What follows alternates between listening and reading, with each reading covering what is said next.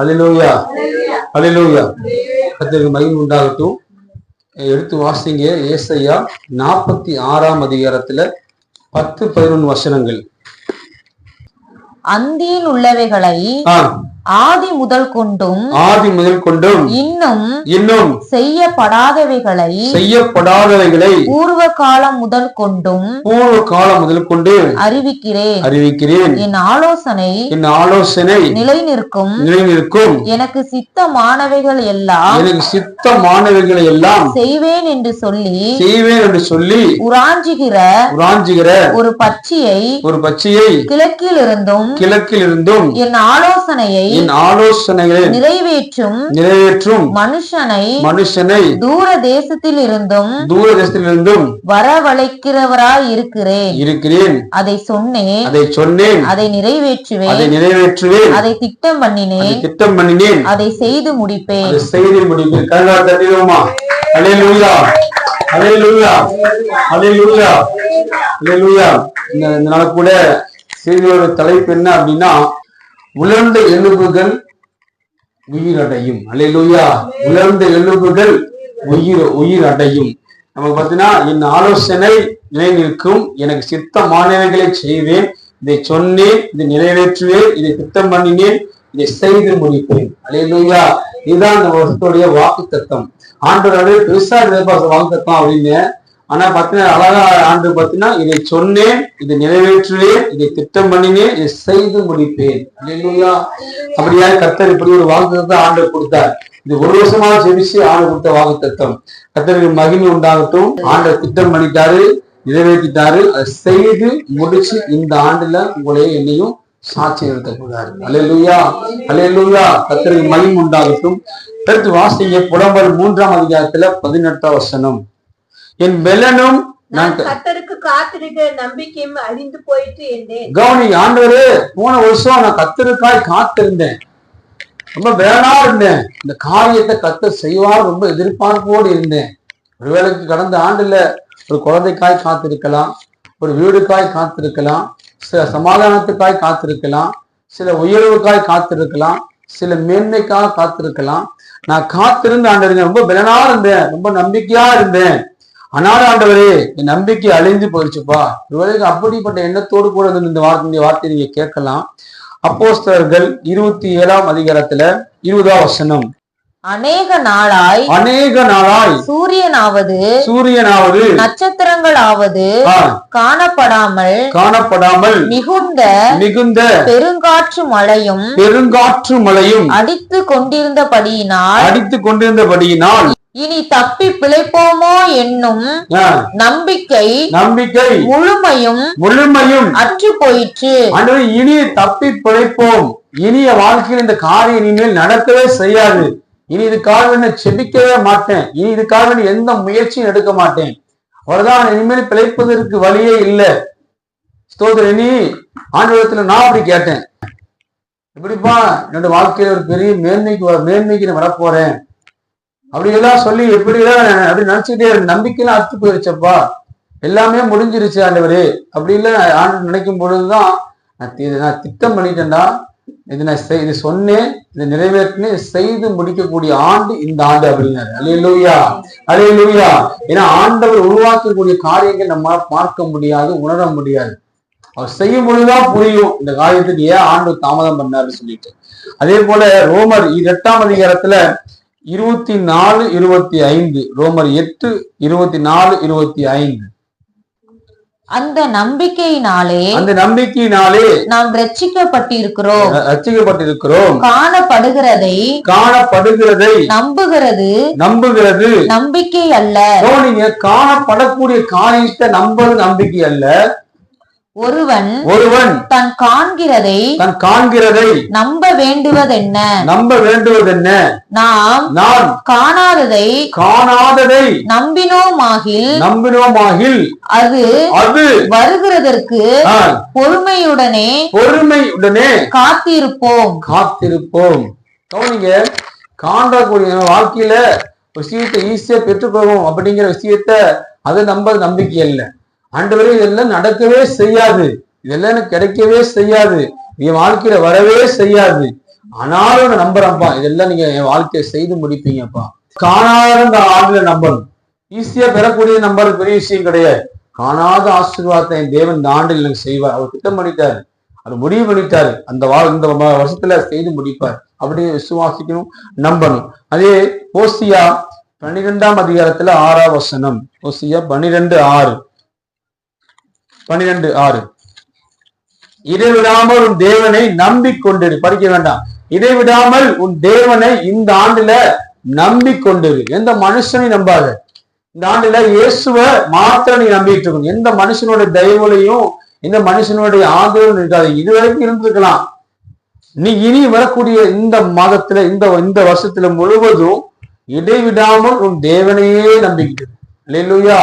அதே போல எபிரேயர் 10ஆம் அதிகாரத்துல 23ஆம் வசனம். எபிரேயர் 10:23. அல்லாமலும் நம்முடைய நம்பிக்கையை அறிக்கையிடுகிறதில் அசைவில்லாமல் உறுதியா இருக்க கடவோ வாக்குத்தத்தம் பண்ணினவர் உண்மை உள்ளவராய் இருக்கிறாரே. ஆண்டவர் இந்த நம்ம மிராக்கிள் பெத்தேல் சபைக்கு என்று பைபிள்ல சொல்லப்பட்ட எல்லா வசனங்களுமே நமக்கு பிளெஸிங்கான வார்த்தை தான். ஸ்பெசிபிக்கா இந்த ஆண்டுல கொடுக்கிறாருன்னா இந்த வார்த்தையின் பிரகாரமே ஆண்டு செய்து முடிக்க போறாரு. நம்ம வாழ்க்கையில அநேக காரியங்களும் முடிவுக்கு வரப்போகுது. அப்ப நம்ம இந்த விசேஷமா அதுல அறிக்கை நம்புவதுல உறுதியா இருக்கும். இந்த ஆண்டுல கர்த்தர் எனக்காக செய்து முடிப்பாரு, நான் அதை விசுவாசிக்கிறேன், அதை நான் நம்புறேன், தேவன் செய்து முடிப்பாரு அப்படிங்கிற நம்பிக்கையை இருப்பீரால் நிச்சயமா செய்து முடிப்பார். அது எதுல இந்த பைபிள்ல எடுத்து வாசிங்க. எசேக்கியேல் 1ஆம் அதிகாரத்துல 1-3 வசனங்கள். யார் உறுதியா இருந்தா, யார் நம்பினா, அது நடக்கவே வாய்ப்பே இல்லையே, தேவன் செய்து முடித்தார் அப்படிங்கிற ஒரு காரியத்தை நம்ம பார்த்து நம்ம ஜெபிச்சு முடிக்க போறோம். எசேக்கியேல் 1ஆம் அதிகாரத்துல 1-3.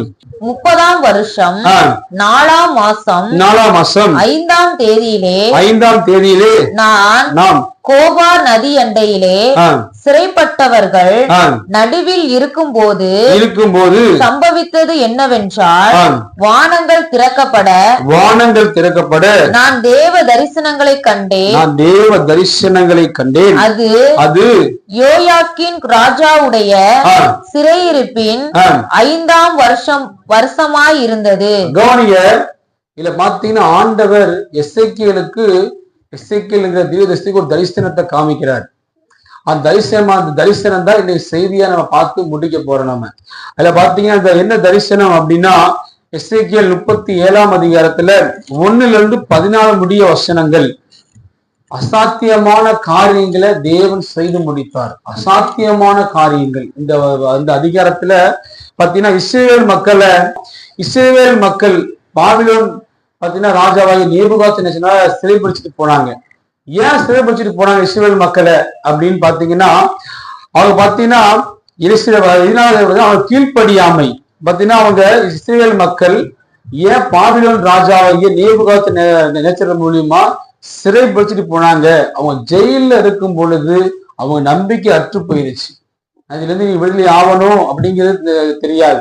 அந்த மக்கள் முழுவதும் வேதனையின் மத்தியில தான் இருந்த போதுதான் அவங்க நம்பிக்கை இல்லாத மக்களுக்காக வேண்டிதான் இந்த அதிகாரத்துல தேவன் அநேக அற்புதங்களை செய்தார்.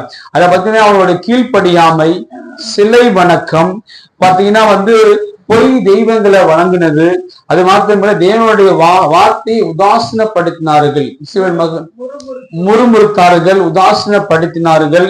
இதெல்லாம் செய்தது நிமித்தமாக தான் தேவன் கொடுத்த தண்டனை தான் அவங்களுடைய சிறையிருப்பு, அது சிறைப்பிடிச்சிட்டு போனது காரணம். இதுவரைக்கு நீங்களும் கூட சில காரியங்களை வணங்கி இருக்கலாம், சில காரியங்களை தேவனுடைய வார்த்தை உதாசீனப்படுத்திருக்கலாம், தேவனுடைய வார்த்தைக்கு கீழ்ப்படியாம போயிருக்கலாம், தேவனுக்கு பிரியமில்லாத காரியங்கள் செய்திருப்பீர்கள். ஆனால் 2025 சில காரியங்கள் வாழ்க்கையில் நடக்காத காரணம் அதுதான். இன்னைக்கு ஆண்டவரிடத்துல சில காரியங்களை அற்புதங்களை வாழ்க்கையில திட்டம் பண்ணது நிறைவேற்றினதை செய்து முடிக்கணும்னா நீங்க விதத்துல நீங்க மனம் திரும்பணும். அதே போல படிக்குமா, இஸ்ரவேல் மக்களுடைய முழு நம்பிக்கையும் இல்லாம சூழ்நிலைகள்ல தான் அந்த அதிகாரத்தை தேவன் அற்புதம் செய்யறாரு. அதே பத்தி படிக்கல 37 1-14 வசனங்கள். கர்த்தருடைய கை கர்த்தருடைய கை என் மேல் அமர்ந்து கர்த்தர் என்னை ஆவிக்குள்ளாக்கி கவனிங்க, எசேக்கியேல் தீர்க்கதரிசியை கர்த்தர் ஒரு ஆவிக்குள்ளாக்குறாரு. வெளியே கொண்டு போய் எலும்புகள் நிறைந்த ஒரு பள்ளத்தாக்கின் நடுவில் நிறுத்தி. கவனிங்க, அந்த பள்ளத்தாக்குல எலும்புகளா இருக்குது. மனுஷ உடம்புல எத்தனை எலும்பு இருக்குது? மொத்தம் 206 எலும்பு இருக்குது. அப்ப அத்தனை எலும்புகளும் ஒரு பெரிய பள்ளத்தாக்குல குவியலா கிடக்குது. நினைச்சு பாருங்க, ஒரு பெரிய பள்ளத்தாக்கு, அந்த இடத்துல வெறும் எலும்புகளா கிடந்தா எப்படி இருக்கும்? யோசிச்சு பாருங்க. அந்த எலும்பு அந்த இடத்துல எஸ்தேக்கியேல் ஆண்டு கொண்டு போறாரு. என்னை அவைகளின் அருகே சுற்றி நடக்க பண்ணினார். தேவன் எலும்பை சுற்றி நடந்து போப்பா அப்படின்னு சொல்றாரு. இதோ பள்ளத்தாக்கின் வெட்ட வெளியிலே அந்த எலும்புகள் மகா திரளாய் கிடந்தது. கவனிங்க, அந்த எலும்புகள் நிறைய எலும்புகளா கிடக்குது. கை, காலு, மண்டை, ஓடு, தலையெல்லாம் அப்படி குவியலா எலும்புகள் நிறைய கிடக்குது. அவைகள் மிகவும் உலர்ந்ததுமாய் இருந்தது. கவனிங்க, இந்த எலும்புகள் யாருன்னா இஸ்ரவேல் மக்கள். நீங்க வாழ்க்கையிலும் கூட நிறைய காரியங்கள் உழந்து போயிடுச்சு பாஸ்டர். இனிமேலாம் சான்ஸே இல்லை, இனி வாய்ப்பே கிடையாது பாஸ்டர். இனி எங்க வீட்டுல ஒரு அச்சிப்பு வரும், இனி மனம் திரும்புவாரு, இந்த வியாதி மாறும், இந்த கண்ணீர் மாறும், இந்த கேஸ் பிரச்சனை தீர்ந்து பணமெல்லாம் வரும், அப்படியெல்லாம் என் வாழ்க்கையில இனிமேல் நம்பிக்கையே இல்லை. இந்த எலும்புகள் யாருன்னா இஸ்ரவேல் மக்கள். உலர்ந்த எலும்புகள் யார் அப்படின்னா முழுமையான ஒரு நம்பிக்கையெல்லாம் முடிஞ்சிருச்சு. நீ நம்பிக்கையே அவ்வளவுதான். இனிமேல் வருஷங்கள் 2025 நான் வாழ்ந்து உட்காந்து கேட்கிறேன் பாஸ்டர், 2025 இருந்த ஒரு எதே பிரச்சனை 2027 இருக்கு, மாறியவா போகுது. நீ நிறைய நினைப்ப அப்படித்தான். 2025 இருந்த கடன் தான் 2024 உடனே மாறிடுவா பாஸ்டர் ஒரு இரவுல. நீ நினைச்சிட்டு தெரியுமா, உங்க நம்பிக்கையில அத்து போயிடுச்சு. எல்லா முயற்சியும் பண்ணி பார்த்துட்டேன், எல்லா முயற்சியும் தோல்விதான் மிஞ்சி இருக்குது. இஸ்ரவேல் மக்களை போல் நம்பிக்கை இல்லாத நிலைமையில தான் இந்த வார்த்தையை நீங்க கேட்டுக்கிட்டு இருக்கிறீங்க. படிமா. அவர் என்னை நோக்கி மனுபுத்திரனே இந்த எலும்புகள் உயிர் அடையுமா என்று கேட்டார். அதற்கு நான் கர்த்தராகிய ஆண்டவரே தேவரீர் அதை அறிவீர் என்றேன். நீங்க ஆண்டு சொல்றாரு, எசேக்கியேலை பார்த்து இந்த எலும்புகள் உயிர் அடையுமா? அப்ப அதுக்கு எசேக்கியேல் ஆண்டவர் சொல்றாரு, சொல்லி தேவனால கூடாத காரியம் ஒன்றும் இல்லை, தேவனால எல்லாம் கூடும். ஆண்டவரே, அதை நீங்க மட்டும்தான் அறிய முடியும், எனக்கு தெரியாது அப்படின்னு சொல்றாப்புல. அப்பொழுது அவர் நீ இந்த எலும்புகளை குறித்து தீர்க்க தரிசனம் உரைத்து. நீங்க ஆண்டு சொல்றாரு, எலும்புகளை பார்த்து, ஆண்டவரே மனுஷனை பார்த்து ஒரு உங்களுடைய வார்த்தைகளை சொன்னா ஆசீர்வாதமா இருக்கும்பா, எலும்புகளை பார்த்து சொன்னா எப்படிப்பா என்னப்பா ஆகும்? நினைச்சு பாரு, எலும்புகளுக்கு உயிர் இருக்குதா? ஒண்ணும் கிடையாது. இந்த செவுத்தை பார்த்து நான் பேசினது எது தெரியும்? செவுத்தை திருப்பி என்ன பேசாது. இதே இப்ப மனுஷன் நிக்கிறான் அப்படின்னா மனுஷன் பேசணும், மனுஷன் திருப்பி பேசுவான். எலும்புகளை பார்த்து அவைகளை பார்த்து சொல்ல வேண்டியது என்னவென்றால் உலர்ந்த எலும்புகளே கர்த்தருடைய வார்த்தையை கேளுங்கள். கர்த்தராகிய ஆண்டவர் இந்த எலும்புகளை நோக்கி இதோ நான் உங்களுக்குள் ஆவியை பிரவேசிக்க பண்ணுவேன். அப்பொழுது உயிர் அடைவீர்கள். ஆண்டு சொல்ற எலும்புகளை பார்த்து ப்ராபசி சொல்லுப்பா, தேவசனம் வரப்பா, கர்த்தருடைய ஆவி வரும் பொழுது இந்த உலர்ந்த எலும்புகள் உயிர் அடையும். எப்படி சாத்தியமாகுது? இந்த வாழ்க்கையெல்லாம் உனக்கு முடிஞ்சிருச்சு பாஸ்டர், இந்த வருஷம் போன வருஷத்தோட பிரச்சனை இந்த வருஷம் இருக்குது, இந்த வருஷத்துல அது மாறிடுமா? நீ விசுவாசிக்கணும். உலர்ந்த எலும்புகளையே கர்த்தருடைய ஆவி வார்த்தை உள்ள போகும்போது உயிர் அடையுதுன்னா உங்க வாழ்க்கையில அவர் வார்த்தை மாத்திரம் இருந்தா போதும், உங்க வாழ்க்கையில் நிச்சயமா உணர்ந்து போயிருக்கு. உங்க வாழ்க்கை உயிரடைய தேவனால் வைக்க முடியும்.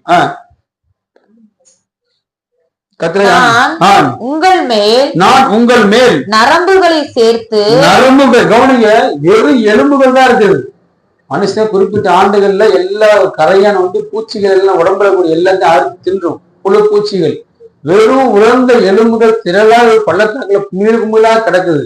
அந்த எலும்புகளை பார்த்து ஆண்டவர் எஸ்தேக்கியேல் இதெல்லாம் சொல்லுப்பா அப்படிங்கிறாரு. நரம்புகள் எல்லாம் உருவாகுமா? அவ்வளவு ஆச்சரியம் பாருங்க. உங்கள் மேல் மாமிசத்தை உண்டாக்கி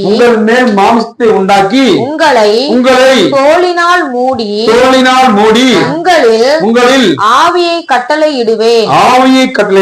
அப்பொழுது நீங்கள் உயிர் அடைந்து நான் கர்த்தர் என்று அறிந்து கொள்வீர்கள் என்று ஆண்டவர் உங்களை பார்த்து சொல்றாரு. நீ கர்த்தரை ஆராதிக்கிறீங்க, உங்க வாழ்க்கை உழந்து போய் இருக்குது, நம்பிக்கை இல்லாம இருக்குது, எல்லாம் முடிஞ்சிருச்சு, இனிமேல்லாம் மாற்றமே வராது, நீ உயர்வே வராது, நீ ரட்சிப்பே வராது, ஒரு பெரிய மேன்மையே வராது நீங்க நினைச்சிட்டு இருக்கலாம். கர்த்தருடைய ஆவி வந்துட்டா போதும், உங்க வாழ்க்கையில பெரிய மாற்றத்தை பார்க்க தேவனால மாத்திரம் மட்டும்தான் முடியும். உங்க நம்பிக்கை இயேசுவா இருக்குமானால் உரைக்கிறார் என்று சொல் என்றார். எனக்கு கட்டளையிட்டபடியே இதெல்லாம் ஆண்டவர் பார்த்தீங்கன்னா எசேக்கியேல்ட்ட இதெல்லாம் இந்த உலர்ந்த எலும்புல பார்த்து சொல்லுப்பா அப்படிங்கிறார். அது நினைச்சு பாருங்க, உங்களை பார்த்து ஆண்டவர் சொல்றாரு, நீ செவுத்தை பார்த்து பேசுப்பா, செவுருக்கு உடஞ்சி கீழே விழுந்துட்டா உடஞ்சுடுமா? எப்படி ஆண்டவர் செவுத்தை பார்த்து பேசின, எப்படி செவுரு உடஞ்சுடும்? ஒரு பெரிய கம்பியை கொண்டாந்து இடிச்சு விடா, செவுரு அந்த பக்கம் உடஞ்சு விழுந்துடும். அப்படிதான் நீங்களாம் நினைப்போம். ஆனா இப்போ பள்ளத்தாக்குல அத்தனை காலத்தெல்லாம் கூட எலும்புகளை பார்த்து இப்படிப்பட்ட வார்த்தைகளை சொல்லு, நரம்புகள் உருவாகும், அது மாத்திரமில்ல அந்த சதைகள் உருவாகும், தோல்னால மூடப்படும், அது உயிரடையும், அதுக்குள்ள ஆவியை வைப்பேன், அது உயிரடையும் அப்படின்னு சொல்லுப்பான்னு சொல்றாரு ஆண்டவர். சொல்றாரு எசேக்கியேல்ட்ட, நான் தீர்க்க தரிசனம் உரைத்தேன். நான் தீர்க்க தரிசனம் உரைக்கையில் ஒரு இரைச்சல் உண்டாயிற்று. கவுனி, பெரிய ஆச்சரியம் பாருங்க, இந்த பள்ளத்தாக்குல அவருடைய வார்த்தையை சொல்லும் பொழுது பெரிய ஒரு இரைச்சல், பெரிய ஒரு சத்தம். உங்க வாழ்க்கையில இந்த வருஷத்துல ஒரு பெரிய சத்தத்தை தேவன் உண்டாக போறாரு. உழந்து போய் இருக்கிற, நம்பிக்கை இல்லாம இருக்கிற உங்க வாழ்க்கையில ஒரு பெரிய ஒரு இரைச்சல் உண்டாகும். உழந்து போய் இருக்கிற உங்க வாழ்க்கை இந்த வருஷத்துல பெரிய ஒரு துளிர் உண்டாகும் என்று ஆண்டவர் வாக்கு பண்ணுகிறாரா? இதோ அசை உண்டாகி ஒவ்வொரு எலும்பும் தன் எலும்போடு சேர்ந்து கொண்டது. கவனிங்க, எல்லா எலும்பும் தனித்தனியா கிடக்குது. ஒவ்வொரு எலும்புகளும் கால் தனியா, கால் எலும்பு தனியா கிடக்குது, கையெலும்பு தனியா கிடக்குது. அப்படியா கால் தனியா, கையெலும்பு தனியா, மண்டை எலும்பு தனியா, தனித்தனியா எலும்புகள் கிடக்குது. கர்த்தருடைய வார்த்தையை எசேக்கியேல் தீர்க்கதரிசனமா உரைக்கும் பொழுது அதோட எலும்புகள் தானாய் சத்தம் உண்டாகி, இந்த வார்த்தையின் நிமித்தமா அதோட எலும்புகள் தானாய் கூடிச்சு. நான் பார்த்து கொண்டிருக்கையில் இதோ அவைகள் மேல் நரம்புகளும் மாமிசமும் உண்டாயிற்று. அல்லேலூயா. இந்த செய்தி எடுக்கும் பொழுது ஆண்டு சொன்ன தரிசனம் என்ன தெரியுமா? ஆண்டவர் செய்தி எடுக்கும் பொழுது கண்ணீரோடு கூட செபித்த செய்தி ஆண்டவர் கொடுத்தாரு. ஆண்டவர் ப்ராபஸ்தி தீர்க்கதரிசனம் உரைக்கும் பொழுது அந்த உலர்ந்த எலும்புகள் அதோடைய எலும்புகள் அதுவாய் கூடிக்குச்சு. அது மாத்திரமல்ல, எலும்புகள் மாத்திரமல்ல, சதைகள் உருவாகுது, நரம்புகள் உருவாகுது. கர்த்தருடைய வார்த்தையில அவ்வளவு வல்லம் உண்டு. அல்லேலூயா. படிமா. மேல்புறம் எங்கும் தோலினால் மூடப்பட்டது. ஆனாலும் அவைகளில் ஆவி இல்லாதிருந்தது.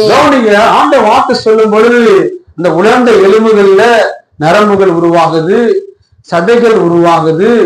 ஆனாலும் ஆண்டவரே வார்த்தை கிடைக்குதுப்பா, நீங்க கூட தான் பேசுறீங்க, எனக்கு தான் சொல்றீங்க, ஆனாலும் எப்பப்பா அது நடக்கும், எப்ப நடக்கும் அப்படின்னு எவ்வளவு எதிர்பார்ப்போம்னு இருக்கலாம். ஒவ்வொரு வாரம் நீங்க என்று தான் பேசுறீங்க, இன்னொரு தான் செயல்படுறீங்க, ஆனா எப்ப நடக்கும்? இந்த ஆண்டுல அந்த எலும்புகள் எல்லாம் சதை வந்துருச்சு, நரம்புகள் வந்துச்சு, எல்லாம் வந்துருச்சு, ஆனா அதுக்குள்ள உயிர் இல்லாம இருந்துச்சு.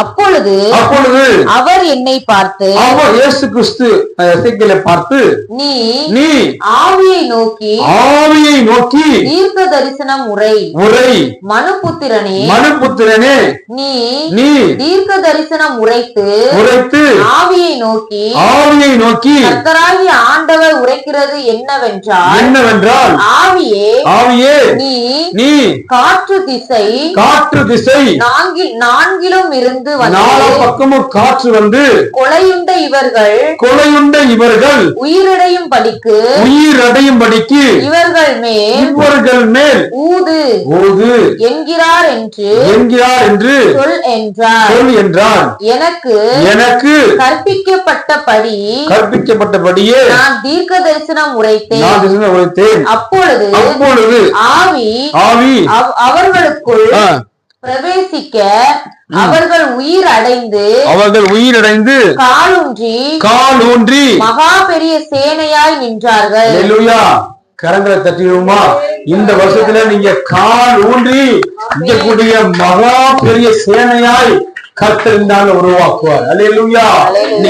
நீங்க தலை குனிஞ்சு போனீங்களோ, கால் ஊன முடியாம அப்படியே உடைஞ்சு போய் இவங்க முன்னாடிலாம் உடைஞ்சிட்டோமாப்பா, இவங்க எல்லாம் அப்படி பேசிட்டாங்கப்பா, இவங்க எல்லாம் தள்ளிட்டாங்கப்பா, என் வாழ்க்கையே முடிஞ்சிருச்சு, என் நம்பிக்கையே இல்லாம போயிருச்சு ஆண்டவரே, அப்படி ஆங்காக அப்படி சிதறி போய் கிடக்குது ஆண்டவரே. ஒருவேளைக்கு அப்படி நீங்க என்னோட வந்திருக்கலாம். தேவ பிள்ளைகள் ஆண்டு சொல்றாரு, ஆண்டுடைய சத்தம் உண்டாகும், நரம்புகள் உண்டாகும், எலும்புகள் மேல் நரம்புகள் சதைகளும் உண்டாகும், தோல் மேல மூடப்படும். ஆவியானவர் ஆவியை நாளாக செய்ய ஆண்டவர் வார்த்தை வரும். அந்த ஆவி நிமித்தமா நீங்கள் உயிர் அடைந்து பெரிய சேனையாய் கால் ஊன்று நிக்க காலம் இது. அல்லேலூயா. கால் கூடிய இந்த ஆண்டுல ஏதோ உங்க மனசை புரிஞ்சுக்க வார்த்தை சொல்லல, ஆண்டு சொல்ற இந்த ஆண்டுல நீங்க கால் ஊனி நிக்கிற ஆண்டு. அல்லேலூயா. இந்த ஆண்டுல நீங்க இதுவரைக்கும் நீங்க உட்கார்ந்து இந்த இடத்துல கர்த்தர் கால் ஊனி நீக்கி வைக்கிறாங்க. அல்லேலூயா. நீங்க எப்படி நினைக்காது, எலும்புகள் எப்படியா உயிரா வந்துச்சு, எலும்புகள் எப்படி நரம்பு வந்துச்சு பாத்தீங்கன்னா, மனுஷனை எரிச்சுவா பாத்துருக்கீங்களா? மனுஷனை எரிச்சுட்டா சதையெல்லாம் போயிடும், சதைகள் தோல் நரம்பெல்லாம் எரிஞ்சு போயிடும், எலும்பு தான் கிடக்கும் பாத்துருக்கீங்களா? நான் முதல்ல பார்த்தேன், அது சோதரம். அவர் படிக்கிற காலங்கள்ல முழுவதுமான படிக்கிற காலங்கள்ல எலும்பு கூட நான் பார்த்துருக்கேன் நான். அப்படியா கடைசியில மிஞ்சும் மனுஷன் என்ன மிஞ்சும்? எலும்பு கூடுதான் மிஞ்சும். அல்லேலூயா. சோதர மனுஷனுக்கு கடைசியா மிஞ்சது எலும்பு கூடுதான். அந்த எலும்பு கூட பார்த்து, எலும்புகள் யார்? இஸ்ரவேல் மக்கள். இன்னைக்கு எலும்புகள் யாரும் நீங்க உலர்ந்து போய் காஞ்சி போய் ஆங்காங்க அப்படியே பிரிஞ்சு அப்படியே உடைஞ்சு போய் கிடக்குறீங்க. ஆண்டோடைய வார்த்தை பெரிய இரைச்சல் உண்டாகி கர்த்தர் சொல்றாரு, இந்த வார்த்தையின் நிமித்தமாய் நரம்புகள் உருவாகும், சதைகள் உருவாகும், தோல் உருவாகும். கர்த்தர் ஆவியை உங்களுக்குள்ள வைப்பாரு. மகா பெரிய சேனையா இந்த ஆண்டு 2026ல நீங்க எழுந்து நிற்பீங்க. அல்லேலூயா. அல்லேலூயா. அல்லேலூயா. இதுதான் தேவன் சொன்னார், இதுதான் தேவன் திட்டம் பண்ணார், இது தேவன் இந்த ஆண்டுல செய்தி முடிப்பார். அல்லேலூயா. அல்லேலூயா. பரிசு முடிச்சிருமா, சீக்கிரம் முடிச்சிரு. அப்பொழுது அவர் என்னை நோக்கி மனுபுத்திரனே, இந்த எலும்புகள் இஸ்ரவேல் வம்சத்தார் அனைவருமே, இதோ அவர்கள் எங்கள் எலும்புகள் உலர்ந்து போயிற்று, எங்கள் நம்பிக்கை அற்று போயிற்று, நாங்கள் அறுப்புண்டு போகிறோம் என்கிறார்கள். ஆகையால் நீ தீர்க்க தரிசனம் உரைத்து அவர்களோட சொல்ல வேண்டியது என்னவென்றால், கர்த்தராகிய ஆண்டவர் உரைக்கிறார், இதோ என் ஜனங்களே, நான் உங்கள் பிரேத குழிகளை திறந்து உங்கள் பிரேத குழியிலிருந்து வெளிப்படவும் உங்களை இஸ்ரவேல் தேசத்துக்கு வரவும் பண்ணுவேன். என் ஜனங்களே, நான் உங்கள் பிரேத குழிகளை திறந்து. நீங்க இன்னைக்கு அவனுடைய வாழ்க்கை எப்படி தெரியுமா? பிரேத குழியை போல இருக்கு. பாத்துருக்கீங்களா? பிரேத குழியில என்ன இருக்கும்? எலும்புகள். என் வாழ்க்கை அப்படித்தான் இருக்கு பாஸ்டர். என்ன பாஸ்டர் புது வருஷத்துல எப்படி சொல்றீங்கன்னு நினைக்கிறீங்களா? ஆமா பாஸ்டர், என்னோட வாழ்க்கையும் பிரேத குழியில வெறும் எலும்புகள். இப்ப நினைச்சு பாருங்க, அம்மா இறந்தப்ப அந்த பிரேத குழிக்கு போவாங்க, அம்மா போயிட்டு அப்பா போயிட்டு அப்படி சொல்லுவாங்க. வருஷங்கள் போக பாத்தீங்கன்னா அந்த பக்கமே போக மாட்டாங்க. அங்க எதுக்கு போயிட்டு வீட்லயே அப்படி ஜோம் பண்ணிக்கலாம் அப்படின்னு சொல்லி. அப்ப பைபிள் சொல்லி மனுஷனுக்கும் அளவே கூடாது. இன்னைக்கு மனுஷனுக்கா கலரையை கட்டுறதும், பாட்டு பாடுறதும், சாப்பாடு ஓடுறதும், இதெல்லாம் அவங்க திருப்திக்கு பண்றாங்க. அவங்க உயிரோடு இருக்கும்போது நேசிக்க மாட்டாங்க, அவங்களுக்கு கொடுக்க மாட்டாங்க, வார்த்தை கீழ்ப்படிய மாட்டாங்க. செத்த பிறகு அப்பா போயிட்டு, அம்மா போயிட்டு, அண்ணன் போயிட்டு, எஸ்தப்பா போயிட்டு சொல்லிட்டு அழுது கிடப்பாங்க. நம்ம எல்லாம் பார்க்கும்போது எனக்கு ரொம்ப வேதனையா இருக்கும். அவங்க அழுது இருப்பாங்க. அவங்க உயிரோடு இருக்கும் சொல்லுவாங்க, ஐயா உயிரோடு இருக்கும்போது ஒரு ஆளுனா வார்த்தை பேச மாட்டாங்க, ஒரு நேரம் சாப்பாடு தர மாட்டாங்க. என் ஜனங்களே, என் ஜனங்களே, நான் உங்கள் பிரேத குழிகளை திறந்து, நான் இந்த ஆண்டுல உங்கள் பிரேத குழிகளை திறந்து உங்களை உங்கள் பிரேத குழியிலிருந்து வெளிப்பட பண்ணும் போது நான் கர்த்தர் என்று அறிந்து இந்த கொள்வீர்கள். ஆண்டுல உங்க வாழ்க்கை இன்னைக்கு பிரேத குழியை போல அசைவில்லாமல் நம்பிக்கை இல்லாமல் உணர்ந்து போய் அப்படியே நீங்க ஒதுக்கப்பட்டு தள்ளப்பட்டு நீங்க காணப்படலாம். ஆண்டு சொல்ல இந்த ஆண்டுல உங்க பிரேத குழி உங்களுடைய நம்பிக்கை எல்லாம் அற்று போய் இருக்கிற ஆண்டு இந்த ஆண்டுல வரக்கூடிய இந்த ஆண்டுல நிச்சயமா நம்பிக்கையான தேவன் உங்க வாழ்க்கையில நம்பிக்கையான காரியங்களை செய்து முடிப்பார். அல்லேலூயா. என் ஆவியை உங்களுக்குள் வைப்பேன். என் ஆவியால் எழுந்து நிற்போமா? யாவரும் எழுந்து நின்று ஸ்தோத்திரம் அப்பா. ஆவியானவரே, என் ஆவியை உங்களுக்குள்ளே வைப்பேன். நீங்கள் உயிர் அடைவீர்கள். நீங்கள் இந்த ஆண்டில உயிர் அடைவீர்கள். நான் உங்களை உங்கள் தேசத்தில் வைப்பேன். அப்பொழுது நான் கர்த்தர் என்று அறிந்து கொள்வீர்கள். இதை சொன்னேன், அதை செய்வேன் என்று கர்த்தர் உரைக்கிறார். எல்லா கண்களை மூடி ஆண்டவர் சமூகத்துல இஸ்ரவேல் மக்களை போல ஆண்டவரே உலர்ந்த எலும்புகளாய் என் நம்பிக்கையெல்லாம் அற்று போய் பிரேத குழியில இருக்கிற போத வாழ்க்கை இருக்குதப்பா. என்னுடைய பிரச்சனைக்கு எல்லாம் என்னைக்குப்பா தீர்வு வரும், நிலைமைகள் என்னைக்கு மாறுங்க நம்பிக்கை இல்லாத நிலைமையதான் இந்த ஆண்டுல வந்து உட்கார்ந்து இருக்கேன்ப்பா. ஒருவேளை சாப்பாடு இல்லாத நிலைமை வந்துருச்சுப்பா, நல்ல வஸ்திரங்களை விடுத்த முடியாத நிலைமை வந்துருச்சப்பா, இந்த கடனை கட்ட முடியாத நிலைமை வந்துருச்சப்பா, இனிமேல் ஜீவியா இருக்கலாமா செத்து போயலாமா நிலைமைக்கு கூட நான் வந்துட்டேன் ஆண்டவரே.